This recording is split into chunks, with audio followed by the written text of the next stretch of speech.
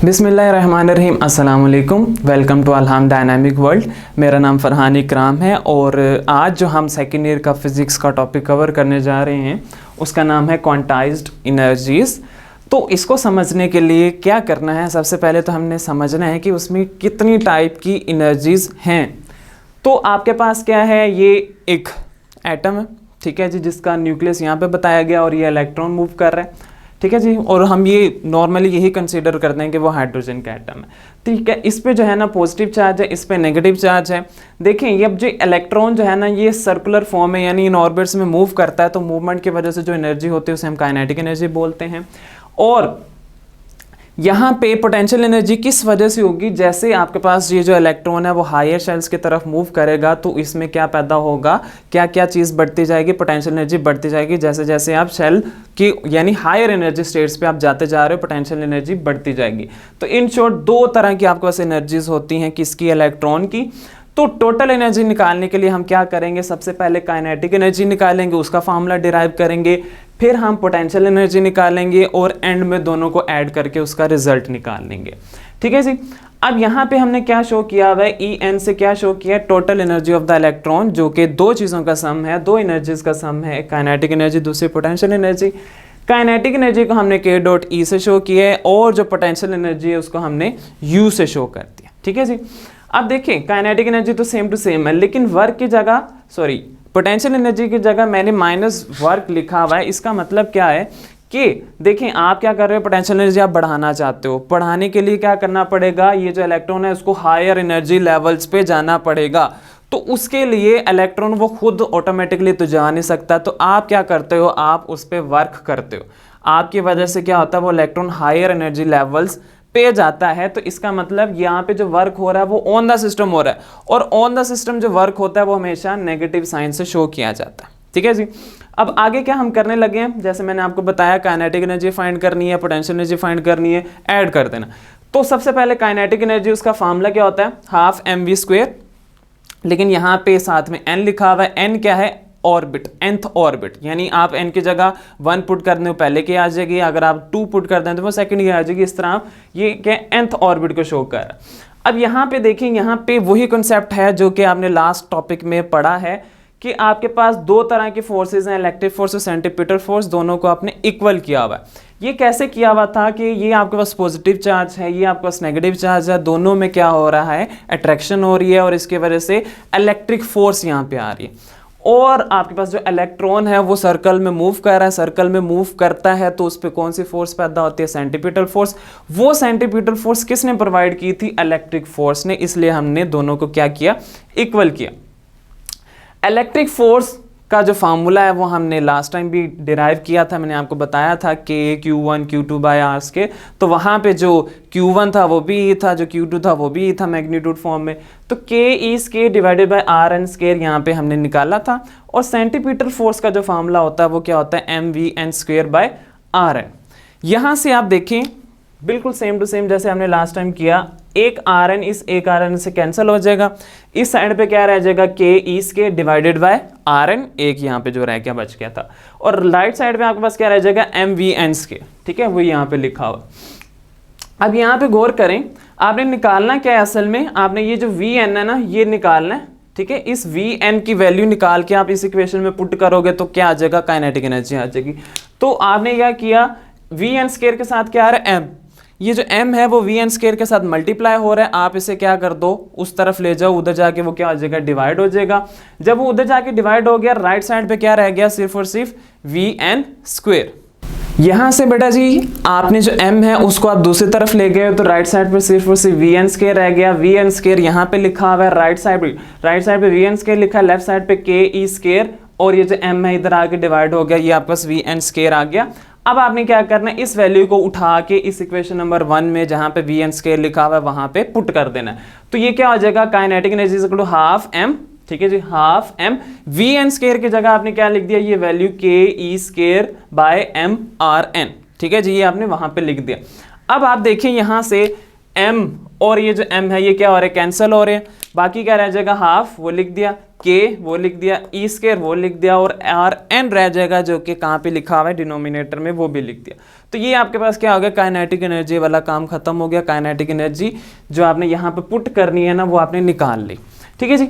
फिर अब किसकी बात होने शुरू होगी है, पोटेंशियल एनर्जी की। अब पोटेंशियल एनर्जी का मैंने आपको बताया कि वो क्या है, negative of the work, because work was done on the system. तो यहाँ पे वर्क आपने निकालना है। जब आप वर्क निकाल लोगे उसके साथ नेगेटिव लगा दोगे तो वो क्या बन जाएगा, पोटेंशियल एनर्जी। वर्क कैसे निकलेगा, यहाँ पे जो भी वर्क हो रहा है वो किसकी वजह से हो रहा है, इलेक्ट्रिक फोर्स की वजह से, ठीक है जी। और साथ में क्या है, ये डिस्प्लेसमेंट जो कि कवर होगा, जैसे जैसे आप दूर जाते जाओगे, इस पॉइंट से आप इधर जाओगे तो वो डिस्प्लेसमेंट भी कवर होगा इलेक्ट्रिक फोर्स की वजह से। तो इलेक्ट्रिक फोर्स का फार्मूला जैसे यहाँ पे लिखा, जैसे आपको पहले बताया गया, के E square by R N, ठीक है जी, आर एन स्क्वायर। और जो डी है, यहाँ पे डी तो कोई नहीं है ना, मतलब डी तो वो बेसिकली गैप है ना, डिस्टेंस है, डिस्प्लेसमेंट है। तो वहाँ पे यानी इस टॉपिक में हमने उसको किससे शो किया हुआ है, आर एन से। अब देखिए ऊपर एक आर एन है, नीचे क्या है, दो आर एन है, तो एक आर एन से कैंसिल, ऊपर क्या रह गया, के ई स्क्वायर, ठीक है जी। और डिनोमिनेटर में क्या रह गया, आर एन, सिंपल। तो ये आपके पास क्या आ गया, वर्क भी आ गया, जो कि काइनेटिक एनर्जी से ज़्यादा सिंपल था, ठीक है जी। आपने क्या करना है, काइनेटिक एनर्जी और जो वर्क है दोनों की जो वैल्यूज हैं उसको क्या करना है, इसमें पुट कर देना, ठीक है जी। मैंने क्या लिखा हुआ है, so the total energy will become, ठीक है जी। टोटल एनर्जी है वो क्या हो जाएगी, वो क्या बनेगी, ई एन, लेफ्ट साइड में आपके पास क्या लिखा हुआ है, ई एन, इसको कट कीजिएगा। दोबारा से देखिए, आपके पास दोनों एनर्जीज आ गई, काइनेटिक एनर्जी आ गई, पोटेंशियल एनर्जी आ गई। आपने दोनों जो एनर्जीज हैं उसको क्या किया, इसमें पुट किया। तो आपके पास मैंने यहाँ पे क्या लिखा हुआ है, the total energy will become, वो क्या बन जाएगी, ई एन, लेफ्ट साइड पे लिखा है वो same to same, is equal to K E की जगह आपने क्या लिखना है, हाफ के ई स्क्वायर बाय हाफ के E square by R N, ठीक है जी, वो मैंने लिखा हुआ है। और जो आपके पास दूसरा वर्क की जगह आपने क्या लिखना है, के ई स्क्वायर आर एन, ठीक है, के ई स्क्वायर आर एन। लेकिन यहाँ पे जो नेगेटिव है, ये वाला जो नेगेटिव, प्लस माइनस क्या हो गया, माइनस हो गया, वो माइनस मैंने यहाँ पे डायरेक्ट लिख दिया, ठीक है जी। बाकी जो वर्क है उसको यहाँ पे लिख दिया। अब अगर आप इसका एलसीएम लेते हैं ना, तो एलसीएम के बाद आपके पास जो आंसर बनता है वो के स्क्वायर बाय 2rn बनता है, ठीक है जी। ये आप इसको अच्छे से एक दफ़ा देखिएगा, एक दफ़ा बाय हैंड लाजमी कीजिएगा।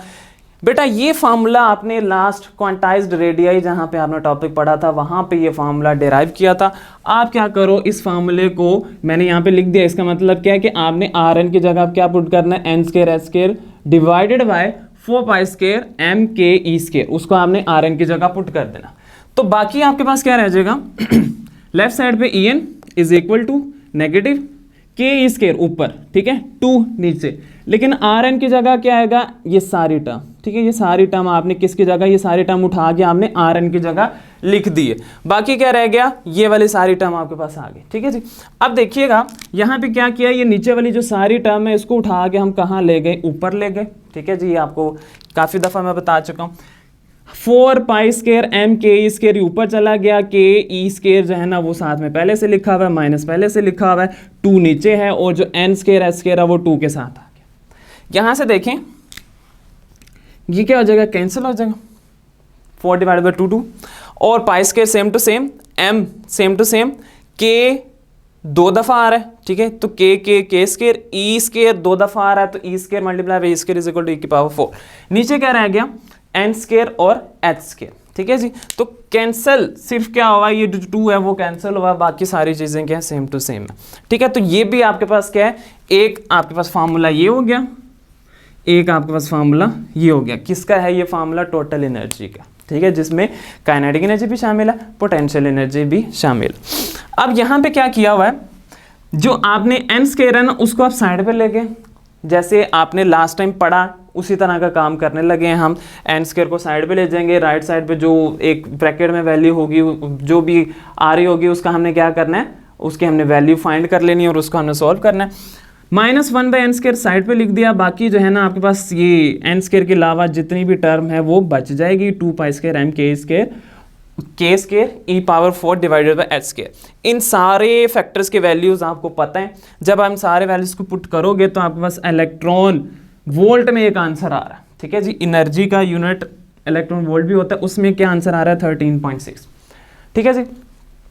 इससे आगे भी थोड़ी सी डेरिवेशन है, लेकिन पहले हम इस पे थोड़ी सी डिस्कशन करेंगे कि ये 13.6 इलेक्ट्रॉन वोल्ट क्या चीज़ है। ये वो एनर्जी है, ठीक है जी। वो कौन सी एनर्जी है? ये वो एनर्जी है जो कि क्या है, आपको रिक्वायर्ड है, जो आपको चाहिए क्या करने के लिए, to remove the electron from the orbit. Orbit से आपने अगर क्या करना है, इलेक्ट्रॉन को निकालना है, तो उसके लिए जो एनर्जी चाहिए उसे हमने क्या बोला हुआ है, ई नोड, ठीक है। ई नोड अभी सिंबल के तौर पे बोला हुआ है। और एक और चीज़, ये किस मटेरियल की बात हो रही है, हाइड्रोजन की, ठीक है जी। तो ये हाइड्रोजन की वैल्यू है। इसको आप क्या बोलते हो, वो एनर्जी जो कि आपको चाहिए होती है इलेक्ट्रॉन को निकालने के लिए, उसकी हमें डेफिनेशन ऑटोमेटिकली पता है, पहले से पता है, आयोनाइजेशन एनर्जी बोलते हैं उसे, ठीक है जी। तो आयोनाइजेशन एनर्जी, ये जो 13.6 इलेक्ट्रॉन वोल्ट है, ये क्या ionisation energy of the hydrogen atom, ठीक है जी। तो ये इतनी एनर्जी चाहिए आयोनाइज करने के लिए, किसको, हाइड्रोजन को। यहाँ पे क्या बताया गया कि आयोनाइजेशन एनर्जी क्या होता है कि पी शेल में आपके पास इलेक्ट्रॉन मौजूद है, ठीक है। उसको हमने कहाँ पे, किस शेल में लेके जाना है, इन्फिनिट। इन्फिनिट का मतलब क्या, इन्फिनिटी का मतलब कि आपने उसको पी शेल से निकाल के बाहर फेंक देना बस, ठीक है। इन्फिनिटी तो कोई शेल नहीं होता, इसका मतलब आपने उसको आज़ाद कर दिया। तो उसके लिए जो एनर्जी चाहिए उसे हम क्या बोलते हैं, आयोनाइजेशन एनर्जी, ठीक है जी। अब देखें, आपने ये केमिस्ट्री में पढ़ा भी है कि ये जो आयोनाइजेशन एनर्जी है, ये मतलब कैसे आप इलेक्ट्रॉन को निकालते कैसे हैं, उसके लिए हम क्या करते हैं, एक एक्सटर्नल इलेक्ट्रॉन, एक आज़ाद इलेक्ट्रॉन हमारे पास पहले से मौजूद होता है, जिसको हम क्या करते हैं, पोटेंशियल प्रोवाइड, यानी उसको थोड़ी सी एनर्जी हम प्रोवाइड करते हैं। उस एनर्जी को फिर क्या किया जाता है, उस एनर्जी के जब वो मिल जाती है उसको, तो वो इलेक्ट्रॉन क्या करता है, जहां से हमने इलेक्ट्रॉन निकालना है वहां पे जाके टकराएगा। फॉर एग्जांपल थोड़ा सा मैं यहाँ पे बता देता हूँ कि ये इलेक्ट्रॉन है जो कि आपने निकालना है, ठीक है जी। और एक और इलेक्ट्रॉन है ये साइड पे बाहर कहीं पड़ा हुआ है, तो हमने इस इलेक्ट्रॉन को कुछ एनर्जी प्रोवाइड करनी है, ठीक है। वो एनर्जी को हम जो मिनिमम पोटेंशियल या मिनिमम एनर्जी उसको देनी है, उसको हम क्या बोलते हैं, आयोनाइजेशन पोटेंशियल। ये आयोनाइजेशन पोटेंशियल क्यों बोला, क्योंकि इसकी वजह से ही बाद में क्या होगा, आयोनाइजेशन होगी, वहां से इलेक्ट्रॉन निकलेगा। ये जो इलेक्ट्रॉन है इसको हम क्या करते हैं, इसके साथ कोलाइड करवाते हैं, जिसकी वजह से जो ये शेल में फंसा हुआ या ऑर्बिट में जो इलेक्ट्रॉन मौजूद है वो वहां से निकल जाता है, ठीक है जी। तो इसके लिए इसको जो एनर्जी आपने प्रोवाइड की उसे हम बोलते हैं आयोनाइजेशन पोटेंशियल। एक्सटर्नल इलेक्ट्रॉन को जो एनर्जी प्रोवाइड किया ताकि वो आगे जाके उसको साथ टकराए और टकरा के उसको बाहर फेंक दे, तो उसके लिए जो एनर्जी है उसे हम क्या बोलते हैं, आयोनाइजेशन पोटेंशियल, ठीक है जी। अब यहाँ से दोबारा से हम वो जो डेरिवेशन है वो कंटिन्यू कर रहे हैं। E N minus 1/n² same to same, इसकी जगह आपने क्या लिख दिया, ये सारा का सारा फैक्टर ये है, जिसकी जगह आपने ई नोट लिखा हुआ वो मैंने यहाँ पे लिख दिया, ठीक है जी। यहाँ पे क्या बताया गया है कि अगर आपको पता है n के ऑर्बिट्स हैं, अब n की जगह 1 पुट करें, 2 3 जो मर्जी, लेकिन अगर आप 1 पुट करते तो -e0, 2 पुट करते तो 1/4, 3 पुट करते तो 1/8, इसी तरह 1/16, 1/32, काफ़ी ये जो है ना वो बढ़ता जाएगा। अब कहने का मतलब है, सोचें कि ये जो -e0 है या जो -1/4 e0 है, इन दोनों में से बड़ी वैल्यू कौन सी है, तो आप देखें कि ये जो वैल्यू है ये क्या है, बड़ी है, ठीक है। ये वाली उससे भी बड़ी, ये वाली उससे भी बड़ी, ये वाली उससे भी।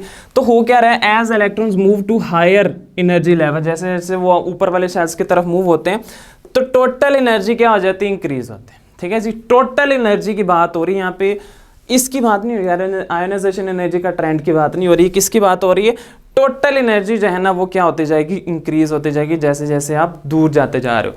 आप वैसे भी ऑब्जर्व करें तो जैसे जैसे आप दूर जा रहे हो पोटेंशियल एनर्जी तो बढ़ रही है, ठीक है जी, और उसकी मूवमेंट भी हो रही है, तो इसका मतलब टोटल एनर्जी तो बढ़ती ही रहेगी, ठीक है जी।